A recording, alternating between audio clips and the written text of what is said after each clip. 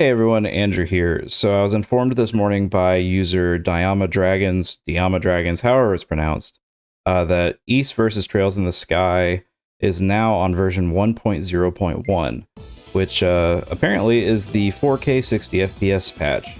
So I'm gonna jump into the options really quick and give it a look. And I don't think there's going to be a setting here to swap between like a performance mode and a graphics mode or anything like that. I think what they've done is they've basically just gone in and made it so the game resolution matches your maximum output on the console, which makes sense. And of course, we'll jump in to arcade mode here, check out a fight against Olivier, and it looks so good. This is basically like what I've kind of been waiting for with this game. I've put it down for a bit just because I knew this patch was coming, and now here it is. Looking as clean as it can, running as smoothly as it can. That beautiful E7 style character models, and everything about this is just great. And like this game it's pretty challenging. Like I think I said that in my original video for this game. Like it's challenging but really rewarding, because once you start getting into a groove, some of these fights are absolutely peak. I don't use that word lightly. Like, you feel so cool when you do win these fights. It's frankly sometimes harder than like a FromSoft boss fight, not gonna lie. And I say that as a longtime FromSoft fan, so maybe I'm just a little too impressed easily when a game is actually hard. But this one's pretty tough. But yeah, Olivier, he doesn't really stand much a chance against my Adol, not gonna lie. He's done and dusted. Let's move on to an opponent that absolutely obliterates me. And by that I mean, it's super tense back and forth for a while against Geis here.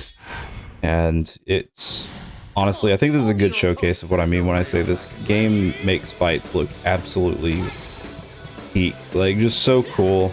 The back and forth is so intense because a lot of the enemies, like in arcade mode especially, if your characters aren't leveled up and geared up, they just hit really hard.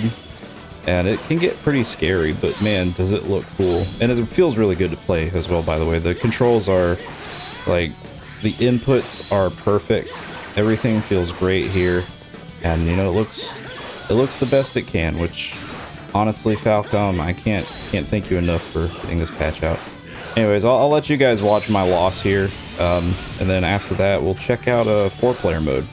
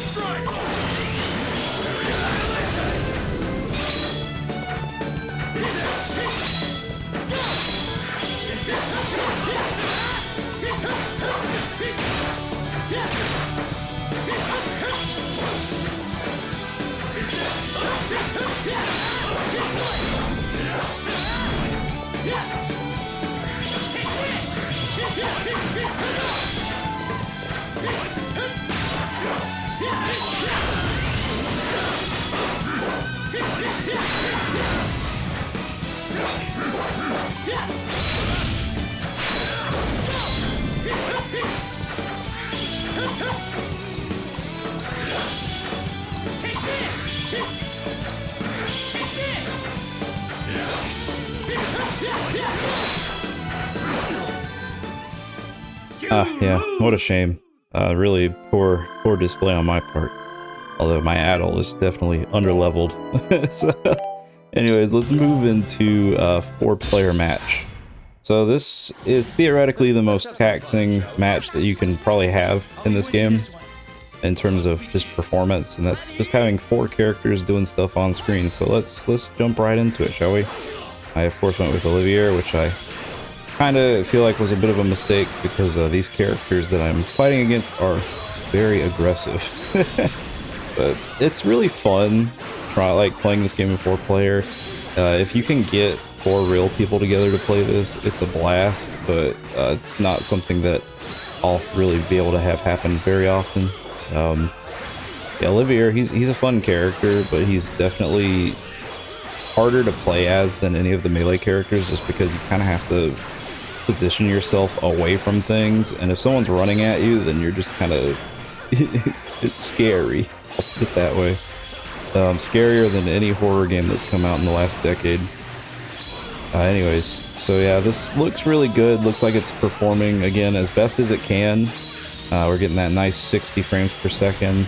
Doesn't seem to have any issues keeping up with all these characters and the action. So I'm pretty happy with that overall.